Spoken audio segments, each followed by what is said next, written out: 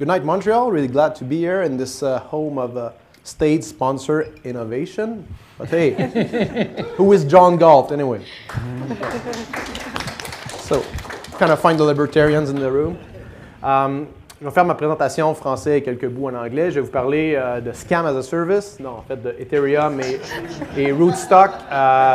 On m'a dit que j'avais 5 minutes, mais lui, il a pris quelque chose comme 15 minutes, donc je vais prendre mon temps. 6.5. 6.5, donc. Je vais parler de marché énergétique décentralisé sur, c'est un use case intéressant, à mon avis, de la blockchain publique, donc Ethereum et Rootstock. Rapidement, mon profil, en fait, j'ai présenté tantôt. Je suis un entrepreneur dans l'espace mobile, payments, de 1999 à 2015. Donc, depuis les 2 dernières années, je suis 100% dans la crypto. J'ai été early investor dans Bitcoin et Ethereum.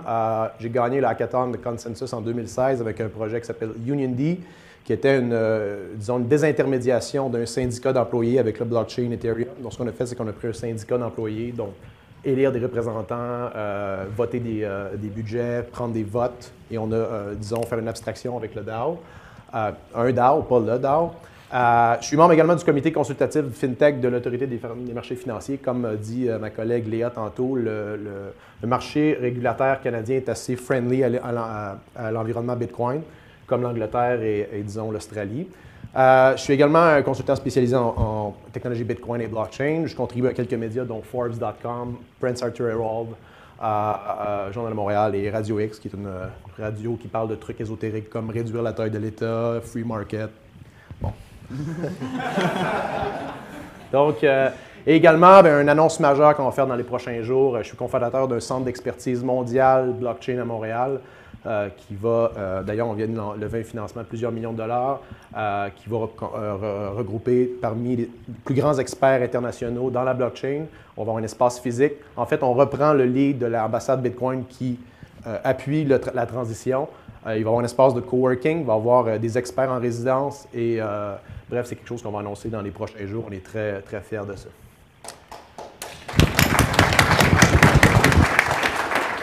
Donc, rapidement, qu'est-ce qu'Ethereum et Rootstock? Normalement, ça prendrait peut-être 2 heures à l'expliquer au complet, mais je vais aller quand même assez rapidement. Ethereum, en fait, c'est une plateforme décentralisée qui exécute des contrats intelligents, des applications qui fonctionnent exactement. En fait, le terme contrat intelligent, c'est un peu mal choisi. C'est ni un contrat, c'est ni intelligent. Donc, c'est vraiment plus un script qui répond à des paramètres bien établis. C'est surtout une façon, disons, d'exécuter un programme qui résiste à la censure, la fraude ou à des interférences tierces. Donc, ça peut être intéressant. Donc, pas mal les seuls use cases qu'on voit d'Ethereum actuellement, c'est surtout, par exemple, des casinos décentralisés ou, par exemple, les ICO, les émissions de coins, ce que je disais tantôt, Scam as a Service, qui est pas mal le même nom. Donc, en fait, Rootstock, ce qui est intéressant, c'est que ça va utiliser la chaîne Bitcoin, qui est considérée comme plus solide que la chaîne Ethereum. Et ça va permettre, dans le fond, d'utiliser le langage de scripting d'Ethereum sur la chaîne de Bitcoin. Donc, je présente les 2 technologies parce que le projet que je vais présenter rapidement, ça pourrait être possible, disons, avec les 2 technologies. Quelques exemples, de projets, de startups qui peuvent être possibles avec, par exemple, sur la plateforme Ethereum. Un marché de prédiction. Marché de prédiction, c'est ce que l'Auto-Québec a fait récemment là, et qu'ils ont finalement reculé. Je ne sais pas si vous avez vu, ils avaient lancé une loterie qui tu pouvais bider sur est-ce que Donald Trump va être impeached dans la première année. Donc là, ils ont reculé, mais un marché de prédiction, c'est ça, c'est que tu vas miser sur le outcome d'un événement. Et si tu as raison, tu vas recevoir ta prime, et si tu as tort, tu payes ton argent. Donc, il y a une façon d'utiliser ces mises-là pour arriver à un certain jeu de données que, par exemple, des assureurs pourraient utiliser. Et il y a un intérêt certain de le faire de façon décentralisée. Il y a un projet sur Ethereum qui s'appelle Augur. Je ne sais pas si vous avez vu, c'est un marché de prédiction décentralisé où tu achètes un token. Ça, c'est pas un scam, c'est un token qui n'est pas un scam. Tu peux acheter un token et avec le token, en fait, quand il a fait le lancement initial, tu achetais une certaine quantité de tokens et avec le token qui s'appelle REP, je pense, tu peux mettre des stakes sur certains outcomes et ça va te permettre justement de faire des gains ou des pertes. Marché décentralisé, c'est un des use cases. Actuellement, il y a beaucoup de marchés décentralisés sur le Darknet qui sont basés sur Ethereum. Le marché décentralisé que je vais présenter tantôt, par exemple, au niveau électrique, c'est basé un peu sur ce principe-là. Le principe d'entiercement d'escrow automatique dans un smart contract. Donc, si vous êtes un notaire, il vous reste à peu près 5 ans à travailler, ou moins, disons. Donc, l'entiercement escrow automatique par smart contract, ça disrupt une bonne partie de la business légale et notarisation. Jetonisation d'actifs, ce qu'on appelle la tokenization, surtout sur le standard ERC20, qui permet justement d'avoir des sets de jetons qui sont intercompatibles et, par exemple, peuvent être importés dans le wallet d'Ethereum. Marché énergétique, en fait, c'est quoi le principe d'un marché énergétique? En fait, c'est quoi l'intérêt d'un marché énergétique? Probablement l'emplacement isolé. Par exemple, la grid pourrait être non disponible. Ça pourrait être, par exemple, dans un pays en voie de développement qui n'a pas accès à une grille énergétique. On pourrait avoir, par exemple, une génératrice ou, disons, de l'énergie solaire. Ça permet aussi de liquéfier un actif intangible. Donc, une certaine quantité d'énergie, on va l'adosser à un token qui, par la suite, on peut échanger le token. Donc, ça me permet de créer un actif financier avec une réserve quelconque d'énergie. Je pourrais faire ça avec un autre actif comme, disons, une certaine quantité d'eau ou, disons, il y a des use cases de supply chain où tu vas pouvoir, par exemple, acheter des droits de polluer avec un certain token. Donc, la jetonisation d'actifs, on parle beaucoup de blockchain et souvent c'est un peu vague, mais la jetonisation d'un actif, c'est une grande partie de disons, un terme que je déteste, le blockchain revolution.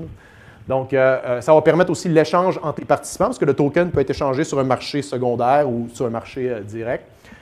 Quelques cas d'utilisation, par exemple, on pourrait avoir une borne de recharge dans disons, j'ai un quartier privé ou une certaine communauté, je pourrais avoir une borne de recharge qui est chargée, disons, à l'énergie solaire, qui permettrait à des gens avec des véhicules électriques de recharger leurs véhicules. Et je pourrais payer, disons, en crypto dans un monde où les gens avaient une certaine quantité de crypto. Et le fait, justement, que ma borne de recharge soit sur une espèce de marché décentralisé, le wallet, ça pourrait être relié, par exemple, à un wallet multisig qui permettrait à des administrateurs de la communauté de gérer les revenus de cette borne de recharge-là. C'est un peu la même chose avec, par exemple, des pays en voie de développement où l'électrification d'un village pourrait aussi servir à financiariser cette communauté-là. Ils pourraient utiliser, par exemple, l'actif énergétique qu'ils ont pour trader entre eux ou utiliser ça, par exemple, comme collateral. Donc, c'est une façon la jetonisation d'un actif peut être utilisée à des fins aussi financières. Diminuer la dépendance à la grid, un échange. Par exemple, je peux décider, l'image qu'on voit, c'est un projet qui s'appelle The Microgrid ou Transactive Grid. C'est un petit quartier de Brooklyn qui est fait sur, justement, Ethereum. Ils ont relié une trentaine de maisons entre elles. Et si, par exemple, je déplete ma batterie, je peux soit me brancher sur la grille de utility locale ou je peux échanger d'énergie avec un voisin ou le deuxième voisin et je vais avoir une dette envers lui que je peux rembourser soit avec mon token ou je peux refaire un transfert en énergie. Donc, c'est une façon d'échanger l'énergie de façon locale sans dépendre de la grid. Donc, ça, c'est encore assez tôt. C'est vraiment une expérimentation, mais c'est une bonne idée de ce que ça pourrait prendre à plus grande échelle.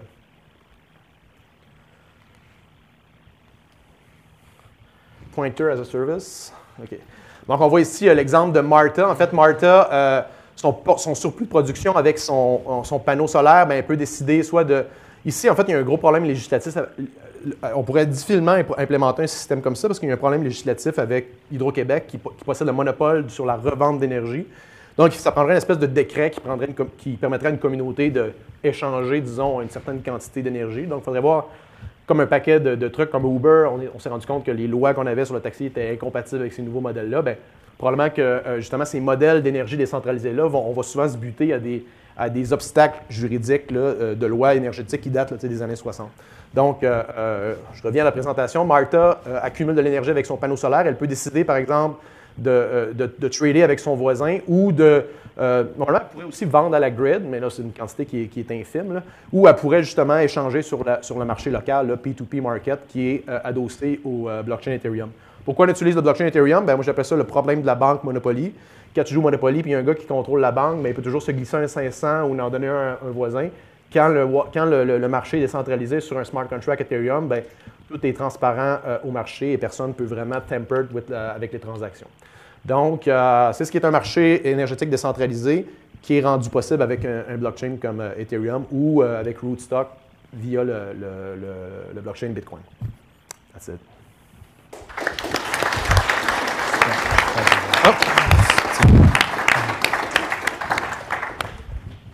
Jonathan, that was super interesting. So actually, fun fact, I'm from Bangladesh and we have a lot of electricity issues there. So something like this would be super amazing. And we take for granted here, we have electricity all the time, but most of the place in West Africa where I work, you have electricity cut like hours? A couple of times a day. For hours. Yeah, it's the same back home. So yeah, that's super interesting.